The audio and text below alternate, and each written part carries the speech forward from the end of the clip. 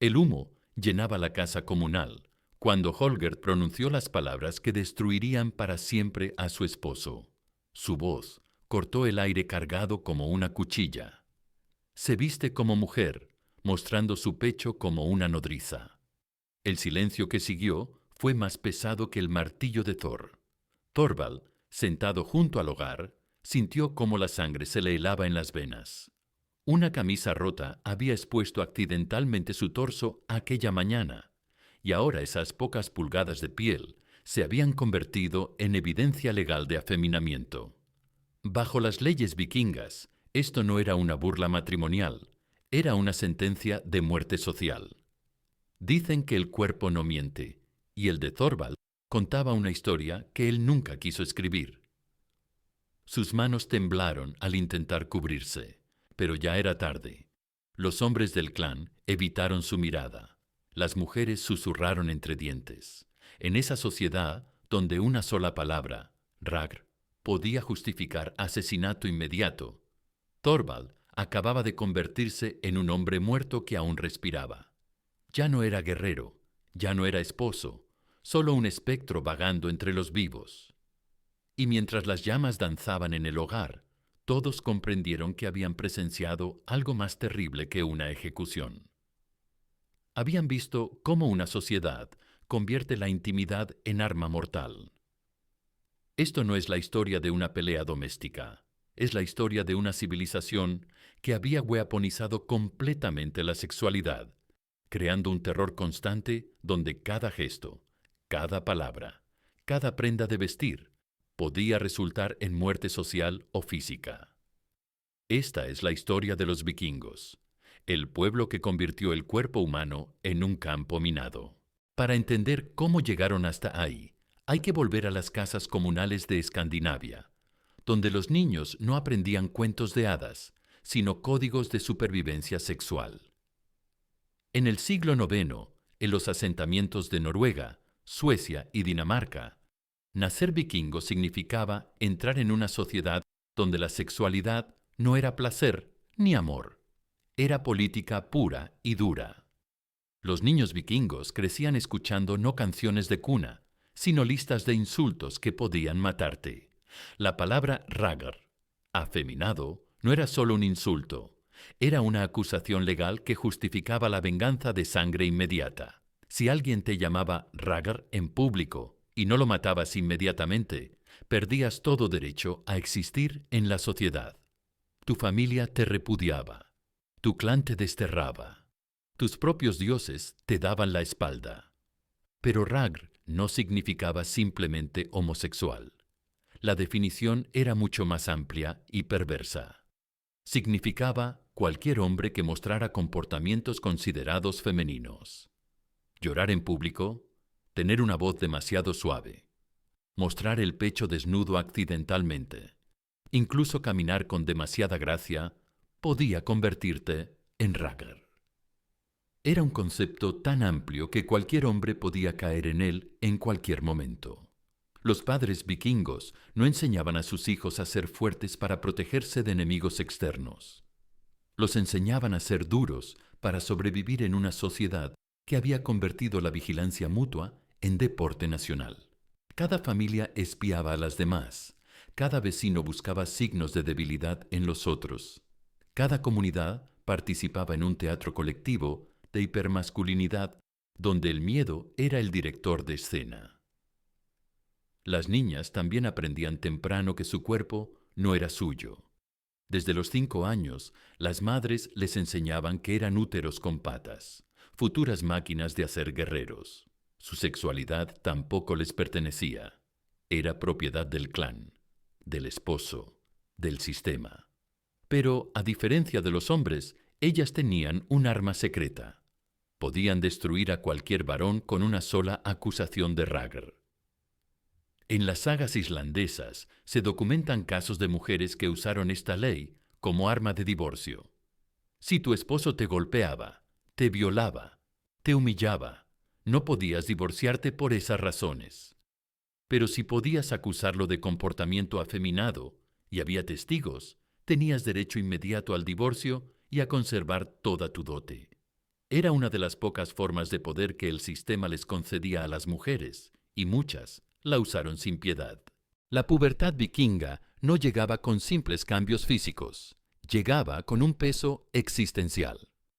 Los adolescentes comprendían súbitamente que cada gesto de su cuerpo era observado, juzgado y clasificado según códigos que podían variar sin aviso previo. Era como vivir en un tribunal permanente donde uno era a la vez juez, jurado y acusado. Los jóvenes varones desarrollaban lo que hoy llamaríamos una neurosis masculina extrema. Caminaban rígidos como soldados, forzaban voces graves y evitaban cualquier gesto que pudiera parecer delicado. Algunos se producían marcas en la piel para mostrar dureza. Otros empezaban a entrenarse para la guerra desde los 12 años, no por vocación, sino por presión social. Las bodas vikingas eran espectáculos de verificación, donde la intimidad se transformaba en acto público. Los testigos no solo asistían a la ceremonia, tenían la obligación legal de constatar su validez. Las familias aguardaban al otro lado de la alcoba, esperando señales que confirmaran el cumplimiento del rito. Si no había pruebas visibles, la unión podía anularse de inmediato. La verificación no terminaba ahí. Los símbolos materiales del encuentro se exhibían públicamente como demostración de pureza femenina y vigor masculino. Si no había señales claras, ambos cónyuges quedaban bajo sospecha. Ella de no cumplir el ideal esperado, él de no tener suficiente fuerza. Era un teatro grotesco donde lo íntimo se convertía en espectáculo familiar. Los mercados de Dublín operaban bajo la misma lógica de cosificación total.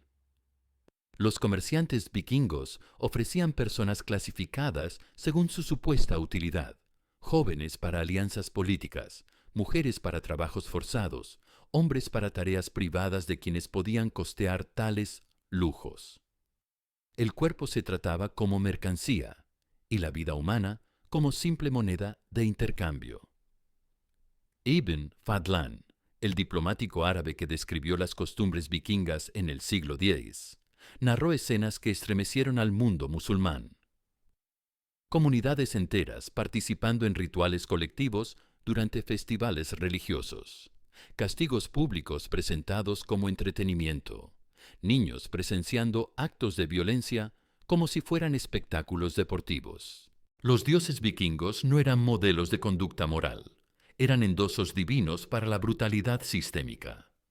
Odín, el padre de todos, había sido penetrado sexualmente según las propias sagas nórdicas. Thor vestía ropas de mujer en ciertas ceremonias. Loki cambiaba de género, se embarazaba, daba a luz criaturas monstruosas. Los dioses más venerados del panteón nórdico hacían exactamente lo que podía costarte la vida hacer como mortal. Esta hipocresía no era accidental, era el núcleo mismo del sistema de control social vikingo. Los dioses podían transgredir todas las normas sexuales porque eran divinos. Los mortales que intentaran imitarlos morían. Era una teología del doble estándar elevado a arte grotesco. Los Blot, festivales religiosos estacionales, combinaban adoración divina con tortura humana, de forma que habría impresionado a los organizadores del Coliseo romano. Durante el Blot de invierno en Uppsala, las comunidades se reunían para sacrificar no solo animales, sino prisioneros humanos torturados sexualmente antes de ser ejecutados. Familias enteras asistían a estos espectáculos, llevando niños para que aprendieran las tradiciones. Las völvas, profetisas vikingas, tenían un estatus religioso especial que las protegía de las leyes sexuales ordinarias. Podían mantener relaciones con múltiples hombres, vestirse como varones, actuar con autoridad masculina, y nadie podía acusarlas de comportamiento inapropiado. Pero esta excepción solo confirmaba la regla. Para trascender las normas sexuales, tenías que ser divina o estar muerta. Los guerreros berserker desarrollaron rituales de violación como forma de preparación para la batalla. Antes de atacar, Algunos grupos violaban sistemáticamente a prisioneros como forma de calentamiento psicológico. No era sadismo individual, era estrategia militar bendecida por tradición religiosa. El terror sexual como arma de guerra. Las mujeres que sobrevivían a estas experiencias a menudo desarrollaban lo que las sagas llaman seidkona, locura divina. Hablaban en lenguas, profetizaban, se automutilaban, atacaban a hombres al azar. La sociedad interpretaba estos síntomas como señales de que habían sido tocadas por los dioses.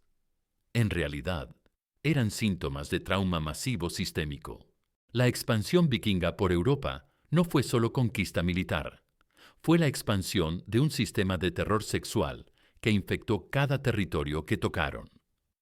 Los asentamientos vikingos en Inglaterra, Irlanda, Francia y Rusia llevaron consigo no solo hachas y espadas, sino códigos legales que convirtieron la sexualidad en arma de destrucción masiva.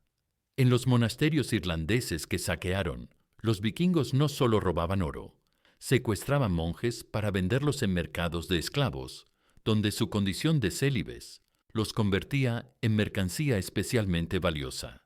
Los compradores árabes pagaban precios premium por vírgenes masculinos que podían iniciar según sus propios rituales. Las mujeres nobles europeas capturadas durante las invasiones enfrentaban un destino específicamente diseñado para quebrar su espíritu. Eran forzadas a participar en ceremonias sexuales públicas donde tenían que demostrar sumisión ante comunidades enteras de vikingos. No era solo violación, era humillación sistemática, diseñada para destruir su identidad social anterior y reconfigurarlas como propiedades vikingas. Los códigos legales que establecieron en sus territorios conquistados exportaron el concepto de raga a sociedades que nunca habían tenido nada parecido. En algunas regiones de Inglaterra, bajo control vikingo, las acusaciones de afeminamiento se convirtieron en herramientas legales que los colonos usaban para despojar a los nativos de sus tierras. Era colonialismo sexual. Conquistar no solo el territorio, sino la sexualidad de los conquistados. Los tratados de paz vikingos incluían cláusulas sobre intercambio sexual que formalizaban la violación como diplomacia. Los jefes locales tenían que entregar un número específico de mujeres jóvenes como parte de los acuerdos de no agresión. Estas mujeres no eran solo tributo, eran hostage sexuales cuya función era garantizar el cumplimiento de los tratados. En las crónicas francas se documentan casos de comunidades enteras que preferían suicidarse colectivamente antes que someterse a las tradiciones matrimoniales vikingas. No temían la muerte, temían lo que los vikingos consideraban vida normal. Volvamos a Thorvald, sentado en esa casa comunal mientras su mundo se desmoronaba por una camisa rota. Su historia ilustra la mecánica exacta de cómo funcionaba el terror sexual vikingo a nivel individual. No fue víctima de un capricho, fue víctima de un sistema perfectamente calibrado para destruir vidas humanas con precisión quirúrgica. Thorvald había sido guerrero, esposo, padre respetado en su comunidad, tenía tierras, ganado, honor. Pero aquella mañana de invierno, mientras reparaba el techo de su casa, una rama rota desgarró su camisa, exponiendo su torso. Varios vecinos lo vieron, pero nadie dijo nada en ese momento. Era solo un accidente. Holgerd llevaba meses planeando su escape. Thorvald no era violento, pero era controlador, celoso, y las leyes vikingas no reconocían el control psicológico como grounds para divorcio. Ella necesitaba una acusación legal específica, y la camisa rota le dio la oportunidad perfecta. Esperó semanas, dejando que los testigos olvidaran los detalles exactos antes de hacer su acusación pública. Cuando finalmente habló, cada palabra estaba calibrada para máximo impacto legal. Se viste como mujer, mostrando su pecho como una nodriza. Vi su carne expuesta como si fuera una ramera que busca clientes. Comportamiento Ragr. testimoniado por lista de nombres. No era una pelea doméstica, era una ejecución legal perfectamente ejecutada. Los testigos que Holger mencionó se vieron forzados a confirmar su versión o enfrentar acusaciones de perjurio. Algunos realmente recordaban haber visto a Thorvald sin camisa. Otros sabían que negar podría convertirlos en objetivos de futuras acusaciones. Todos confirmaron la historia de Holger. Thorvald no podía defenderse sin admitir que había estado sin camisa, lo cual confirmaría la acusación. No podía negar los hechos sin acusar a los testigos de mentir, lo cual crearía enemigos peligrosos. No podía atacar a Holger sin confirmar que era violento, lo cual añadiría evidencia a su acusación. Era una trampa legal perfecta. En 3 días, Thorvald perdió su esposa, sus hijos, sus tierras, su estatus social. En una semana, ningún clan quería comerciar con él. En un mes, ni siquiera los esclavos le hablaban. Se había convertido en un no persona, un fantasma social vagando por los márgenes de una comunidad que ya no lo reconocía como humano. Al final, Thorvald hizo lo que muchos hombres destruidos por acusaciones de Ragnar. Se unió a una banda de forajidos que vivían en los bosques, atacando viajeros y comerciantes. Había sido convertido en exactamente el tipo de criminal que la sociedad vikinga decía estar combatiendo. Era una profecía autocumplida. El sistema creaba los monstruos que luego usaba para justificar su propia brutalidad. Holger obtuvo su divorcio, conservó su dote y se casó con un hombre de su elección. Había jugado el sistema perfectamente, usando sus propias reglas para ganar su libertad. Pero el precio fue la destrucción completa de otro ser humano. Era una victoria pírrica en una guerra que no tenía ganadores reales. Los hijos de Thorvald crecieron avergonzados del nombre de su padre, cambiándose el apellido, negando cualquier conexión familiar. Su linaje fue efectivamente borrado de la historia, como si nunca hubiera existido. Era genocidio genealógico, matar no solo a la persona, sino a su pasado y futuro. Las sagas que documentan casos similares muestran un patrón. Las acusaciones de Ragnar se usaban sistemáticamente para resolver disputas legales, eliminar rivales políticos y redistribuir propiedades. No era justicia, era guerra social disfrazada de moralidad sexual. La cristianización gradual de Escandinavia no eliminó estas prácticas, las refinó.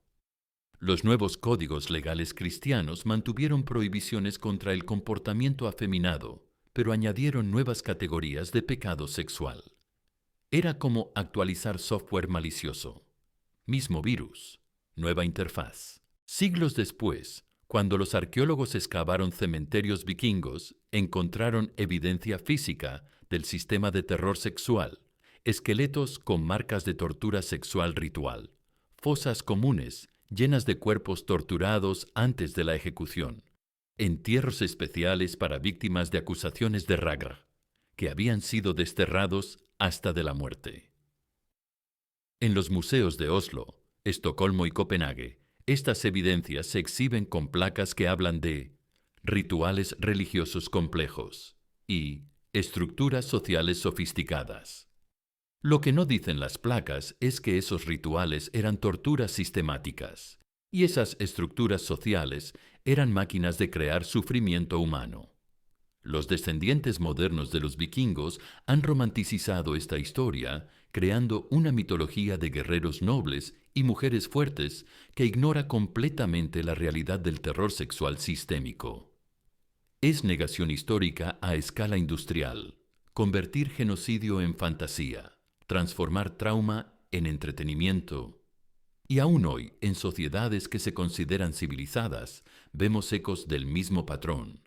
Usar normas sexuales para control social, convertir el cuerpo humano en campo de batalla político, destroy people, por transgredir códigos de comportamiento arbitrarios.